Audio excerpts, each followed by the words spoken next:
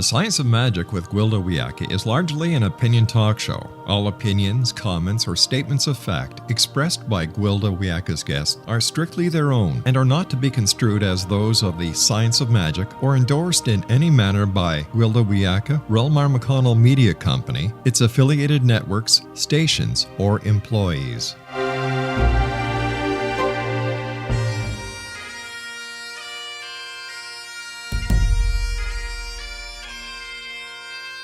Welcome to the Science of Magic with Gwilda Wiyaka, a program dedicated to uncovering the unified nature of reality and humanity's ever-evolving place as truly galactic beings. For more information on the Science of Magic with Gwilda Wiyaka, visit us online at www.thescienceofmagic.net.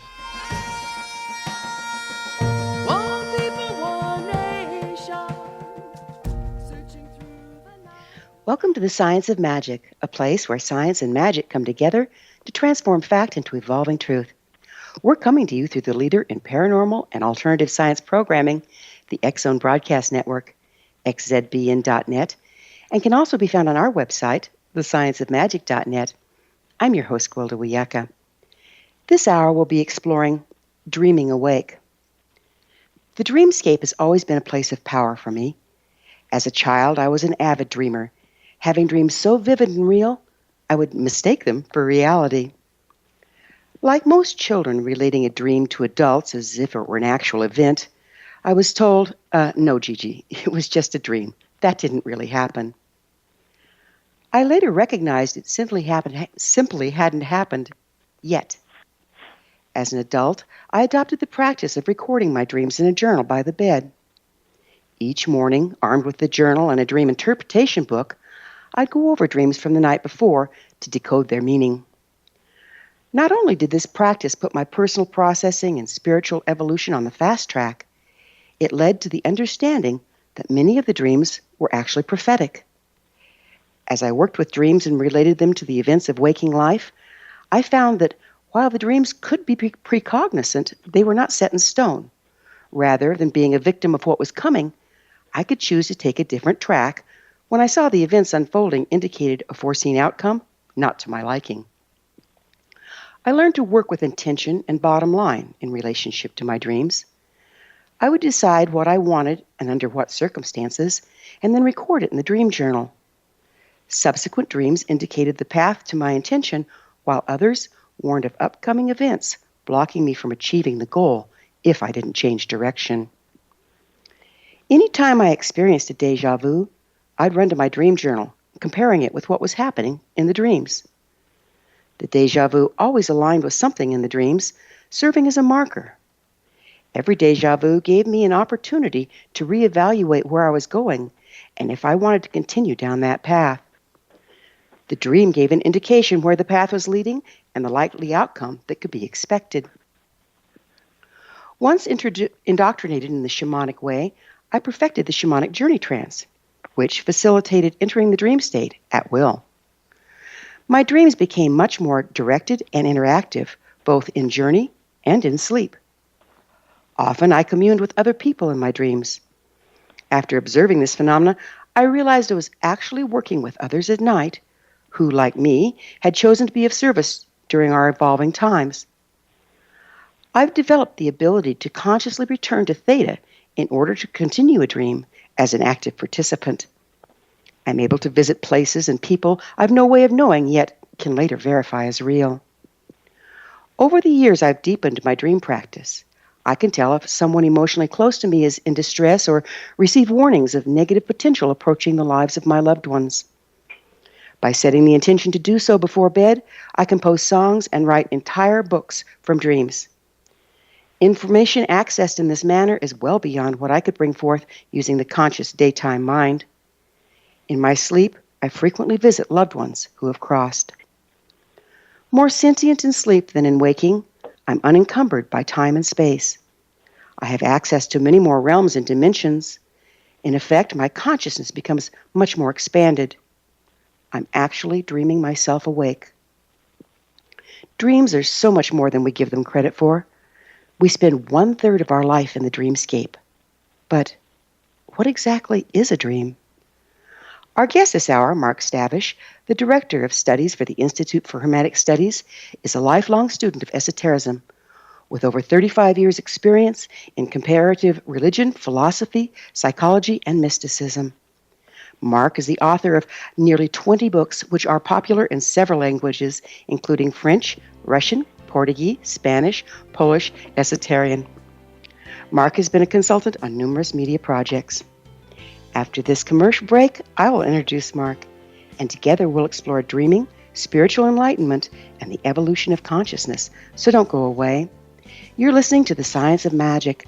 Prior innovative episodes can always be found on our website, thescienceofmagic.net. The Science of Magic is produced by Relmar McConnell Media Company, Hamilton, Ontario, Canada.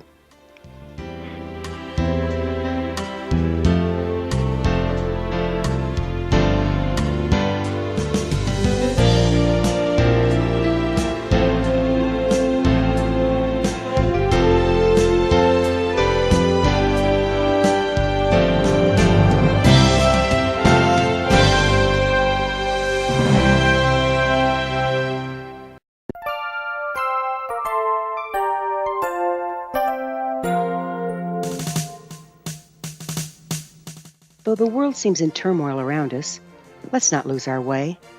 The stars still shine down, blessing us with their light. The sun rises every morning, chasing away the cold and darkness. There are good people of service in this world. We have much to be grateful for as we're wrapped in the arms of all of God's creation. This is Gwilda Wiyaka, host of the Science of Magic Radio, wishing you and yours a very Merry Christmas. I hope your holiday is filled with comfort and joy as you're surrounded by those you love. I'd like to thank all of you for being our loyal listeners on the X-Zone Broadcast Network and for joining us on this grand adventure called life. As the New Year's dawns, let us all stand in truth as we embrace peace.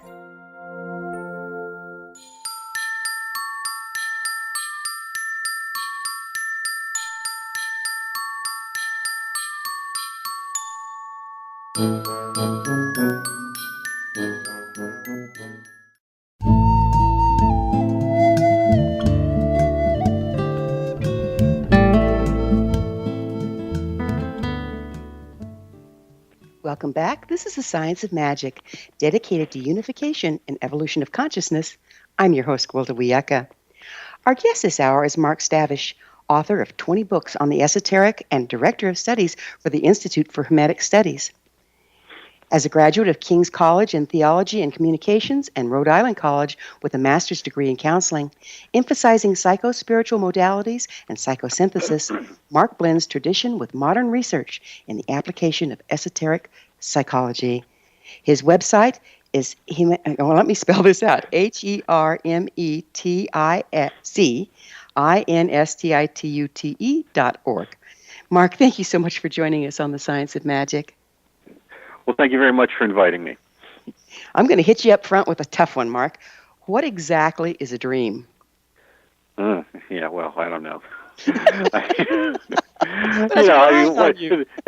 Well, the question is, what is not a dream? I mean, unfortunately, we're always looking at things in terms of what they are and what they're not. It really is some level of continuity of consciousness. Okay, so then we always have to get into the question, what is consciousness and all that. But we'll just say it's awareness. It's something that we're aware of. Okay, so then the question is, what are we aware of, and where are we aware of it? And the safest thing to say is we're becoming aware of the contents of our own mind on some level. And I think that's safe to say what a dream is. At least, we say a dream meaning what occurs when we sleep, or when we get in a very relaxed state and kind of have these images and ideas and fantasies arise before us.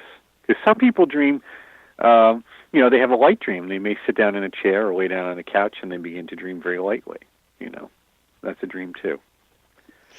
So the question is, what do we do with it? I think that's really what people want to know. And I think you hit the nail on the head in your introduction. First of all, you got to pay attention to it. And then you have to begin to write them down and really analyze them and take them apart like you did, because the language of a dream is often very particular and peculiar to us because it's dealing with the contents of our own mind. So why do you think we do? Why do we dream? Oh, probably a host of reasons. I mean, there's a lot of physiological reasons. I mean, you have this feeling that you're out in a winter, landscape, and you realize that really it's just your air conditioner is blowing on your toes. I mean, there's a lot of, it's stimulation of some kind of stimuli.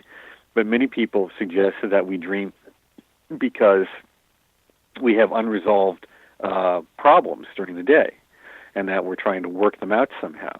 Okay, because of the way that our consciousness works, we think in terms of ourselves as very rational beings. The fact is, we're not rational. Anything that's rational is just a result of realizing that whatever irrational behavior we had was really bad for us, so we've changed our behaviors. So what happens is all these emotions and feelings, which is the key part of it, okay, pop up, and then they take some shape or form. And that shape or form we call symbols, okay? And then we begin to work out in this inner landscape issues. Now, that has both a negative effect in terms of what we call maybe nightmares. We don't understand what's happening, and we have these kind of scary experiences. But it has really positive ones, too. As you hinted at, you stated very clearly, before going to sleep, we can make a decision about problem solving. So the fact is, see, we're problem-solving machines. We're goal-oriented machines. And this is just great. And you grab that, bull by the horns, if you will, and say, tonight I want to dream about blank, or I want to solve this problem, or get inspired for blank. And you can do a lot with your life that way, because that's where all the good stuff lies, below the threshold of consciousness. And for most people, the only time they really access it, if they don't have a good meditative practice, is when they sleep. Mm. It sounds like there's a whole bunch of different kinds of dreams. How many are there? Oh, I don't know. I mean, I think you could probably, pick any number if you want to get down to details. But we'll say there's, physiological dreams and things like I talked about earlier. Something stimulates you, hot or cold, or your dog licking your toes, and you dream about it. Okay, that's really not terribly meaningful. Then there's going to be kind of just unconscious dreams, meaning stuff that just kind of floats up from the day. Yes, it's bothering you and it's a problem, but again, it's not a great deal of deep meaning is attached to it. It's very transient and passing. Then we begin to have more dynamic dreams, okay, where something really powerful is going on, but still it's symbolic, and we're in the dream. We believe the dream is real. That's what I want to emphasize. We are not aware that this is something that is not happening outside of us. We're in that environment, and we're thinking that it's real, okay? Then we have a lucid dream. And a lucid dream is a dream where we know that we are dreaming. We know that what is happening is not real, meaning in the physical world, that it is happening within our mind and that we can begin to take control of it. Now, I want to state there is actually kind of a bridge experience between these two where we kind of meander back and forth and we can kind of have thoughts, okay, and then we kind of go out of the lucid state back into the dream state. And I had one of those last night. I dreamt that I was in one of my old college campus buildings, a building that was particularly important to me, and that's important there, and that it had been renovated, as it has over the years, but I have not been in it, so I don't know if these renovations match, okay? But as I was walking down the steps, I looked at the colors, and I just thought to myself, whoever thought this was a good idea? And that's what occurred in the dream. In the dream, I actually thought, whoever thought this was a good idea? They're horrible colors. Well, they weren't horrible, they're just too dark. But the point is, what will happen in a dream is there'll be a trigger event like that, where we're in a location or having an experience that is familiar to us, but something about it isn't right. It's not, and that's kind of to trigger us to go over to the next threshold. Now, sometimes it does. We say, oh, this is a dream and I'm dreaming, or other times we just keep going along. Then we move out of what we call lucid dreams, which is what is a very important state to get to meditatively through your meditative practice and your nighttime dream practices. Then we can move into what we talk about astral projection, okay, or moving our consciousness into other locations and other locales. And, of course, that's very important in terms of preparing for death. So all of this exists on a continuum, and that continuum is to help us understand our own mind so that we can have a continuity of consciousness through our physical life and beyond. Wow. Tell me a little bit about precognizant dreams. Well, those are important to pay attention to, and generally they occur when in a lucid state, meaning there's something very dynamic going on here. You may not necessarily be aware that you're dreaming, but you're aware that, hey, this is really important and I need to pay attention to this. They often come with a wonderful amount of clarity and brilliance. That's the other thing. The colors often tend to be extremely bright. Okay? So when you're having them, pay attention to them or write them down. The problem is they can be often symbolic. So you have to learn how to interpret the symbolisms until you can get to a very lucid state. And in that lucid state, we often then move away from symbolic encounters into a direct knowing, a direct perception, what we call clairvoyance or clear seeing. You know something. You don't have to decode it. Got it. So you don't have to decode it. It's like, so instead of seeing symbols, you're seeing actual events or places. Is that what it's like? Correct. Or it may just be a knowing. Or a sound. You may hear it as well. So like I'm speaking to you and you're speaking to me. We may just have that like a conversation, words or voices or something of that nature. But it's very clear and pronounced. Right. I've been woken up out of a dead sleep by hearing someone's voice. Mm-hmm. It's very, very disconcerting. What are you doing in here? Well, that's it. Because we're communicating with ourselves, we tend to be kind to ourselves, and we recognize very quickly what works and what doesn't. When that happens, my cats are upset. I say, is this person really here? Well, yeah, I'll give you two examples of precognizant dreams that I had. And, of course, the problem is they occurred, three of them. One was back in the early 90s, the assassination of the Israeli prime minister, okay? And that was the morning it occurred. In fact, when I look at the timeline, it probably had already occurred. It was about to occur by the time I was waking up. Gotcha. Okay. The other one was 9/11. Yeah, that one hit me. Yeah. And the dream, though, was quite interesting because it was so clear and so simple, okay? But the imagery, when I woke up, I was thinking, geez, something... because it was almost like as I described someone. You remember those kind of cartoons in the late 50s and early 60s? Everything was kind of just crude shapes, it wasn't very detailed. Mm-hmm. And it was like that. It was, I knew it was a tall building with a flat roof, and this lion had escaped from a basement and jumped up about 2/3 of the way, and then everything went red. Well, of course, the lion was Sekhmet, the goddess of war, and they said Egyptian, and they said most of the guys on those planes, at least, were told they were Egyptian. So, clearly the flat roof symbolism is no problem, because that's what the towers had. So, you wake up with something like that, and you say, okay, I know this is really important, but what do I do with it? And then what was it, like 4 hours later, everyone at work was staring at the TVs. So one of the problems with these dreams when they're on a big scale like that is there's often very little you can do with it, but it just helps you recognize kind of, that there are forces within your own mind that are communicating a vast array of information to you, and you need to pay attention to it. Do you think that's where we're tapped into the universal consciousness and that a lot of people witness this and it registers in our dreams? Well, I don't even know if there is a universal consciousness. That's a philosophical notion. But there is an interconnectedness of consciousness. There's an interconnectedness of ideas and experiences.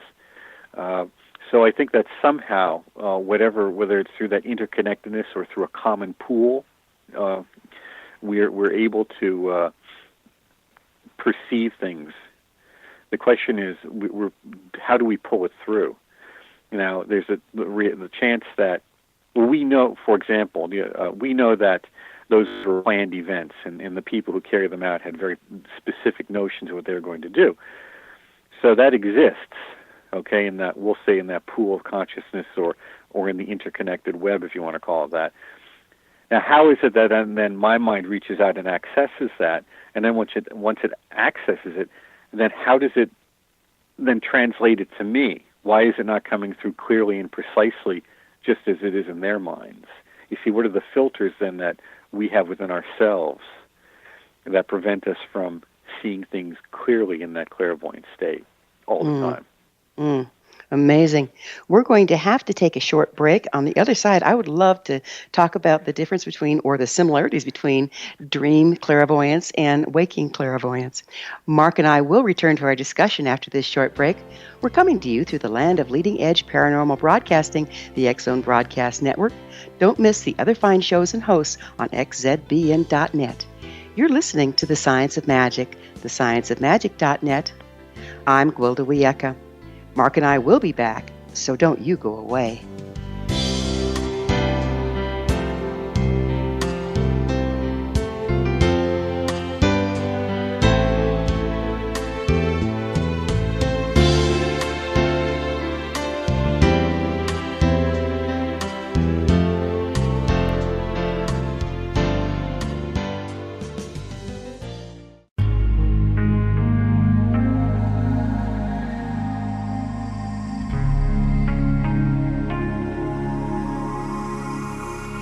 The scientist and the mystic have been on an age-old, relentless search with one thing in common. They seek truth. Their paths converge in the 40,000-year-old practice of shamanism, an ancient science delving to the quantum level of life, facilitating healing, manifestation, and evolution.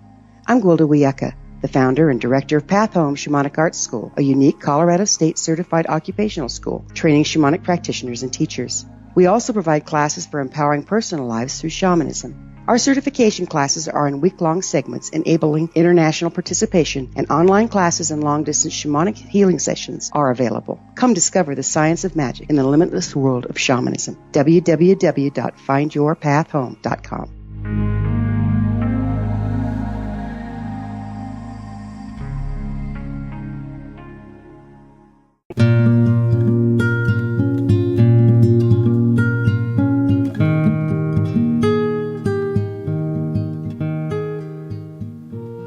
Welcome back. This is The Science of Magic, a place where magic and science come together to promote enlightenment.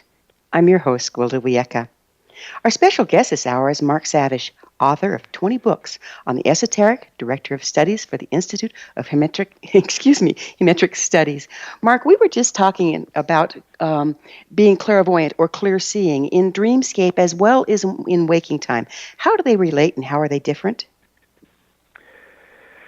Well, if someone suddenly has a flash of awareness in their waking state, it means because their mind was relaxed enough to perceive it.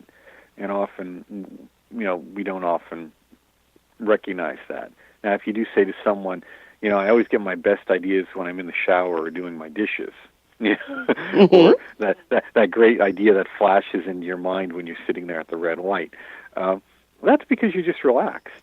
The mind isn't, it's humming along, but it's not an overdrive, nor is it sluggish. It's at that right place so that you can have that deeper awareness of stuff. The same thing occurs for most people when they sleep. That's really the only time they often do relax. That's why we always say, meditative practice is really very important in this work. You really need to have a daily meditative practice and learn to understand the contents of your own mind so that when you do go asleep, and you do have these experiences, or when you do have certain visionary experiences, even in meditation, you can deal with it. You can understand them and address them properly. So there really isn't any difference. It's just a matter of when it occurs. So it's where's our attention, this has to do with brainwaves as well, doesn't it? Like we slide into alpha and then into theta briefly, and that's where we get the clairvoyance? Yes, of course. The mechanisms of the brain need to be fully they don't need to be understood by us as individuals, but we need to understand that they play a critical role in this because of the feedback that is created between our thoughts, our emotions and words, and our physical activities. Now, that's why, and whenever we undertake a spiritual practice, you often see first it's posture, first it's body, then it's breathing, because breathing slows down the mind and the emotions. Okay, and then it's, okay, what am I here for? Then it's ideas, thoughts, words, and deeds, as we say in the Christian churches. Forgive me for I've sinned in thought, word, and deed. Well, that's the same way we also don't make a mistake. That's the way back. In Tibetan Buddhism, they call it body, speech, and mind. But you have to focus these three things. Boy, it's all about focus and intention, isn't it? That's it. That's all it is. Everything is about that. It's really that simple. It's not that complicated.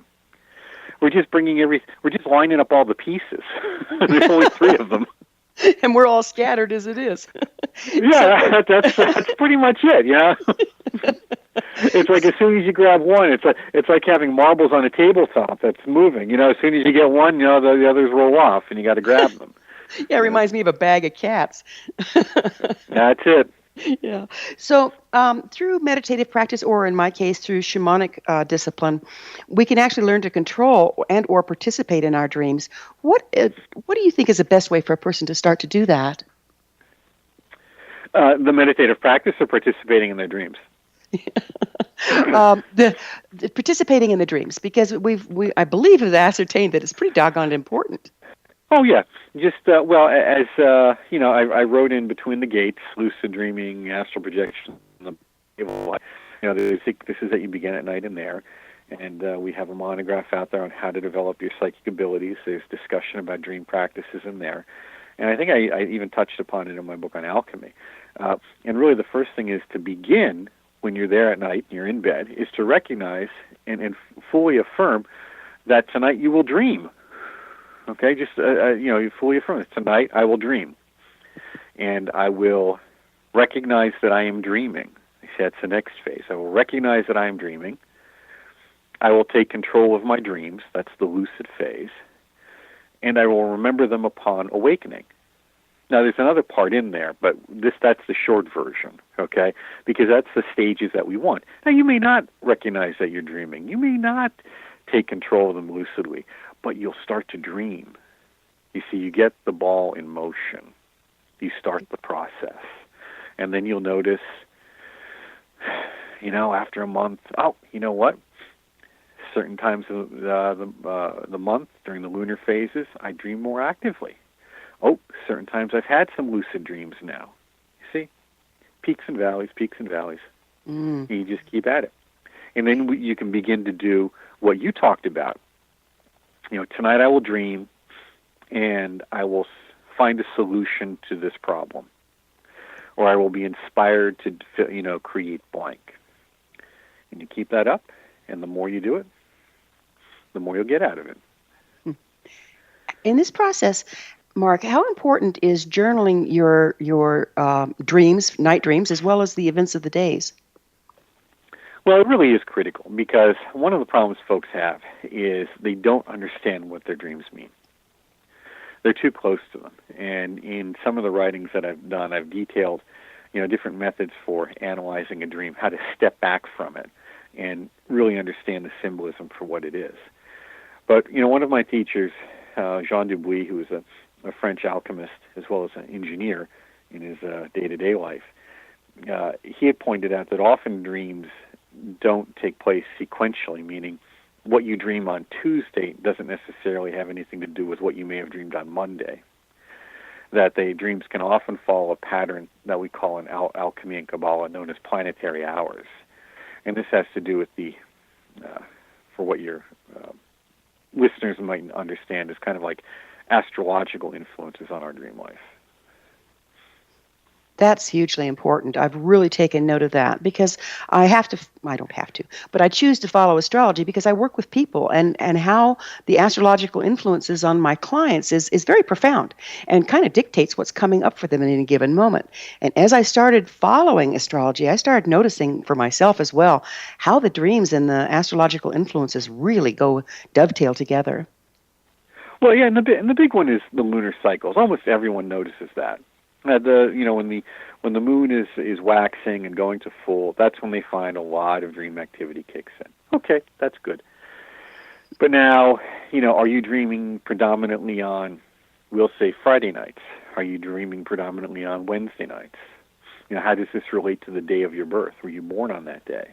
Okay, these things happen are important too, and each of those days of the week has its own energetic signature, as we call it.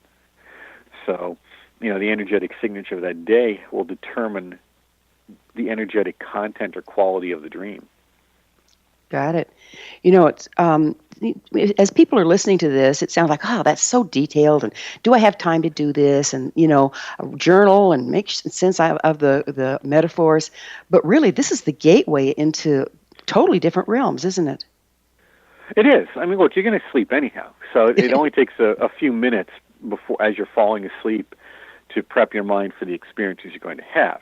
It only takes really a few minutes, usually, upon awakening, to write a lot of the stuff down. And I know we've all had those laboriously long dreams. Okay, that happens to everyone. But learn to distill it. That's my point. Learn to get down to the key elements of it. And then, what does that mean? What does that mean? You can figure it out. Everyone can figure it out. And it also is motivational in my mind to really push beyond the symbolic dialogue, because that kind of wears out too. I mean, that's just, right. It's wearing. So you want to get to that point where you just tell me what I need to know. Yeah, quit with all the symbols. Right, and that's where we had the other part. Tonight I will dream. I will recognize that I'm dreaming. I will take control of my dreams. And then the phase that we skipped earlier is, and I will perceive the light of reality, or something to that effect. There's different names for it, but meaning that I will directly perceive reality. Okay, that's a tall order. Right, but that's the phase. That's that, and then I'll remember it on awakening. But that's the cycle. That's the complete circle of our journey as beings. Wow. Mark, I often commune with loved ones who've crossed in my dreams. How do dreams and death relate? Well, as I said earlier, that the process of death is a dissolution of the constituent elements that hold our body, and with it consciousness together. So when people die, if they don't have a strong sense of consciousness that they've developed in life, that consciousness more or less dissolves to some degree, or goes asleep, if you will, in death. So what will happen is people, at least according to what we're told in different traditions, people don't like that feeling of lack of control that they experience, and then they will cling to something. And that clinging to something can often be what creates hauntings, or that clinging to something is what is the actual inducement of reincarnation. Reincarnation is not a conscious decision. Very few people consciously reincarnate. It's an act of instinctual habituation for survival. Wow. I've never looked at it. Well, because Earth is the only solid thing for your consciousness. That's why in a nightmare you want to wake up.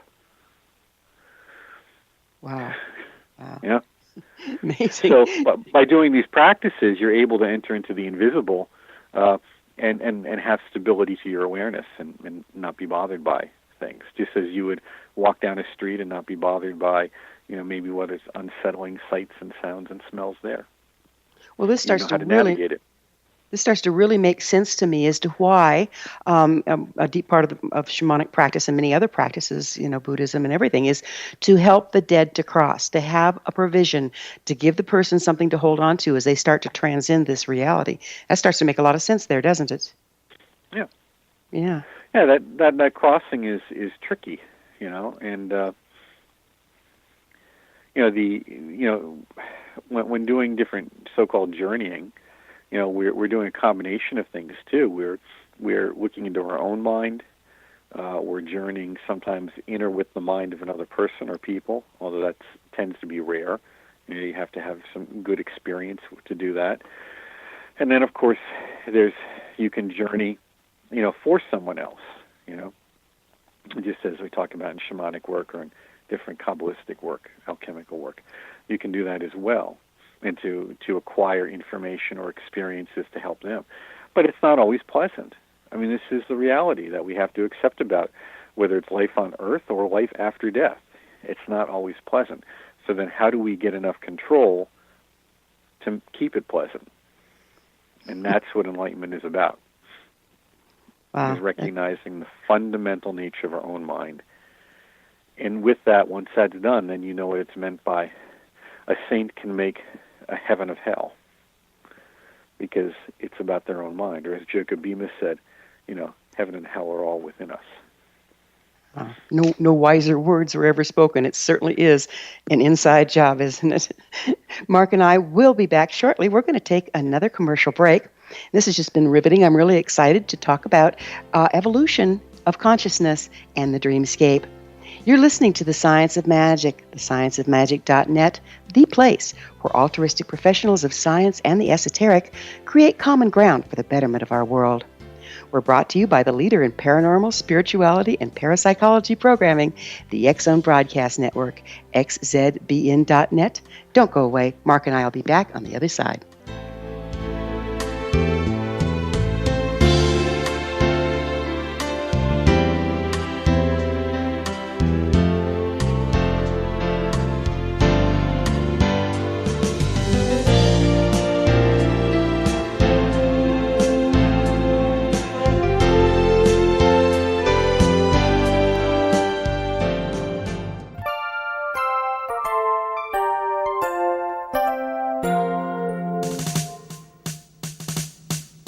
Though the world seems in turmoil around us, let's not lose our way. The stars still shine down, blessing us with their light. The sun rises every morning, chasing away the cold and darkness. There are good people of service in this world. We have much to be grateful for as we're wrapped in the arms of all of God's creation. This is Gwilda Wiyaka, host of the Science of Magic Radio, wishing you and yours a very Merry Christmas. I hope your holiday is filled with comfort and joy as you're surrounded by those you love. I'd like to thank all of you for being our loyal listeners on the X Zone Broadcast Network and for joining us on this grand adventure called life. As the New Year's dawns, let us all stand in truth as we embrace peace.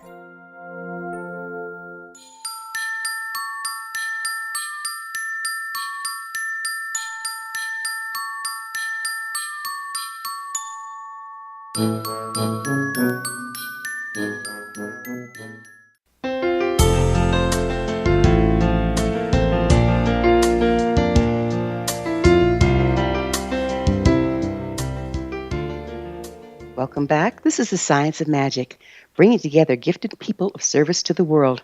I'm your host, Gwilda Wiyaka, and one of those gifted people is our guest, Mark STAVISH, author of 20 books on the esoteric and the director of studies for the Institute for Hermetic Studies. Mark, we were talking about how we can dream ourselves awake, if you will. How can we use the dreamscape to actively participate in our own evolution?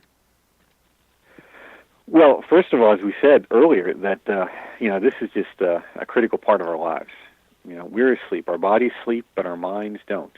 There's always something going on in there, and the better we understand ourselves and better able to access those deep periods of relaxation and wonderful creative content and powerful content that exists in there, the better we're able to lead and direct our lives in a manner that we want so that we can be happy. Everyone remembers, reading those books on psychic development and being told, make these affirmations when you go to sleep, or make these affirmations, when you're waking up, because your subconscious is most receptive to it at that time.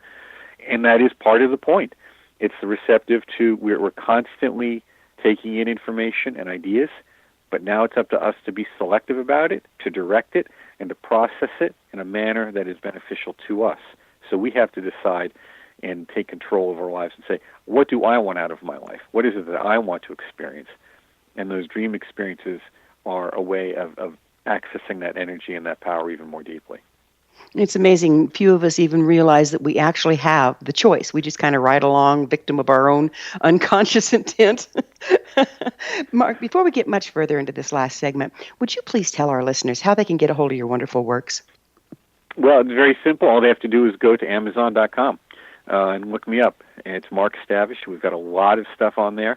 All of the coursework most of the coursework for the Institute for Hermetic Studies available through there, through our monographs and our other publications.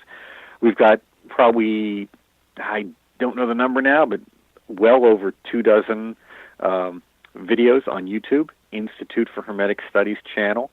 Of course, they can just Google my name, and they'll begin to pop up too. We've full coursework is available there. All you have to do is be able to access YouTube and get 1 or 2 or 3 of the books from Amazon, and it's a complete self-study course. Fantastic. Beautiful provision, Mark. Thank you. So do you think we all have the ability to be psychic? Yes. The fact that we exist means we have the ability to be psychic, because really we are psychic. I mean, psyche means soul, okay, and we'll say that word for consciousness. It's just a matter of, are we conscious, are we aware of all of the stuff that's going on inside our own mind and why it's there and why it affects us and how it happens. That's all spiritual development is about. It's becoming self-aware. Self-aware of our own content, of our own actions, the results of our actions, karma, cause and effect. That's all it is. So how can we develop our intuition? Well, as we said, meditation, because you have to calm your mind enough to be receptive to those flashes that they come, because it's very much like a memory. You know, often you think, you see someone, you're trying to remember their name, or you're trying to remember an address or a phone number, but then you decide, I'm tired of this. I'm tired of having to look everything up all the time, and you begin to slow your mind down, and you begin to make the synaptic connections that trace it back, or you develop your own unique mechanism for remembering things. And that kind of just flash of lightness, you can almost feel it open up as the memory comes to you. There's kind of a brightness and a lightness to it, and you go, I got it. It's the same way with psychic phenomena. We have to be able to relax enough to grab hold of it, to pull it over, to hear it, to listen to it, to see it. And that's where meditation comes in. Know thyself, basically. So you know your own landscape. Would you speak to the 3 major practices or paths in Western esotericism? Generally, we have three paths, okay, a variety of practices, but one of them is astrology, and that's understanding cycles and how that affects both consciousness and matter. We often think of modern astrology just in terms of birth charts and consciousness, but there is an aspect of how it affects matter, and that's how it's used in astrology. In alchemy. Astrology is used in alchemy, but also how it works in terms of mundane events or mundane astrology, where we do predictive events, whether it be weather or natural events or political landscapes. So there's astrology. There's alchemy, which is the understanding of matter and consciousness, okay? And this is why we talk about making alchemical products or spagyric products and medicines, very similar to Indian and Chinese medicine in that regard, and they are all interrelated on that level. And then, of course, there's what we call Kabbalah, but it's not just Jewish mysticism, but it's kind of a catch basin for a variety of different meditative and ritual practices. So some people don't say Kabbalah, they say ritual magic, okay? And that is using symbols in an orchestrated manner to create specific experiences in consciousness, as well as the world about us, too. So those are the 3. Those would be the 3 legs of the Hermetic trivium, if we want to call it that. Got it. So it sounds like ways of consciously working with frequency through symbology and ritual, etc. Is that accurate? Yes, that's precisely it. So what are the purpose of these systems? Well, it all depends on each individual what you want out of it. I mean, not every, they say all paths lead to Rome, but not all paths lead to God. I mean, it really depends on what you want. So, you can use astrology and never really be concerned about your own development because you're just studying cycles. You can use alchemy to create a variety of medicines. Although you won't get the highest ones, you can create some very useful ones if you're not terribly concerned about your unfoldment. And same thing with ritual. You can begin to understand contents of your own mind. Most people, unfortunately, come to ritual with the worst of intentions. They're always trying to figure out ways to get into a boyfriend or girlfriend or win the lottery, when really all of these things, the first thing you need to do before you try to start moving stuff around and making things happen is understand your own mind and what you're trying to make things happen with. Which is an important part, because when you really see what's in your own mind, they developed a term for it about 120 years ago, and they called it the terror of the threshold. And that's when many people undertake spiritual practices when they have this kind of traumatic experience or traumatic nightmare, because really they're seeing the crap that's in their own mind. That's so... Yeah, it's just so true. And you just have to, get your courage up and work through it. So basically, work through your own shadow before you can see the light? Exactly. Or at least, and maybe not work through it, but at least know that it's there and be able to take it apart piece by piece as you go on the journey. Because I think the journey is really a spiral. You're constantly hitting the same points over and over again, but just with more content and more ability. From a higher perspective, that sacred spiral is present in just about every esoteric practice, isn't it? It seems to be. Mm-hmm. Yeah. So how do these steps, if you want to use them to promote psychic development, how do they help that? As you clear away the obscurations, the junk, you get to see through clearly. See, it's really, we don't develop anything for the most part. We don't. That's just a phrase we use. What we're doing is basically cleaning the crap off the window to let the light come in. Yeah, the light's only as clear as the window through which it shines. Yeah, that's all. And that's what these practices do. They're tools, they're working mechanisms that help us clean the window, or the mirror, if you want to call it that, too. So psychic development seems to be quite a few steps beyond simple intuitive abilities. Could you go into this a little bit? Well, when we go into psychic development, we're undertaking maybe specific practices for a specific kind of result. So you're saying, I want to, I want to foresee an event in the future. Okay, so you may be specific about what kind of event you want to see, or whose event you want to see, because if you go into your own mind with kind of generalities, often what you get is generalities on the return. And this is what we talked earlier about, as you're going to sleep, being very specific about the statements you make. Many people often don't get the wrong answer. What they do is they ask the wrong question. Yeah, it's so true. So true. So learning to be specific about the outcomes you're looking for is very, very helpful in recognizing it when you actually get it. And again, that goes back to knowing yourself, doesn't it? Right. And that's where the meditative practices and visualization practices and, practices dealing with out-of-body, astral projection and out-of-body experience is very helpful. Because when everyone wants to have that out-of-body experience until they hit that terror of, they actually feel themselves going out there, oh my God, I'm going to die. This is death. It looks a lot like death. Yeah. So, this is as much fun. Yeah. Exactly. So are there, we're about to run out of time here, but are there some quick tricks to move through that terror so that you can enter into it from a balanced place? Well, I think the best thing is to look at the monograph we put together, How to Develop Your Psychic Abilities. It's available on Amazon, and really that is a condensed version of all the great stuff that you need to know. That'll keep you very busy for a long time. There is some follow-up references in it, and as one of the reviewers said, they just tried it, and they noticed that their learning curve just shortened dramatically, and that was the purpose of it. That's the purpose of all our writings, is to save you a lot of time and energy on your learning curve, but you still have to do the work. Well, there's the key. Mark, thank you so much for being on the show and sharing these wonderful tools with our guests. Thank you so much for having me. Our guest this hour has been Mark STAVISH, author of 20 books on the esoteric and the director of studies for the Institute for Hermetic Studies. His website, hermeticsinstitute.org. This has been The Science of Magic. Remember, you can always listen to past thought-provoking episodes on our website, thescienceofmagic.net. Until next time, dear ones, may you be blessed with knowledge and comforted with love as you dream yourself awake.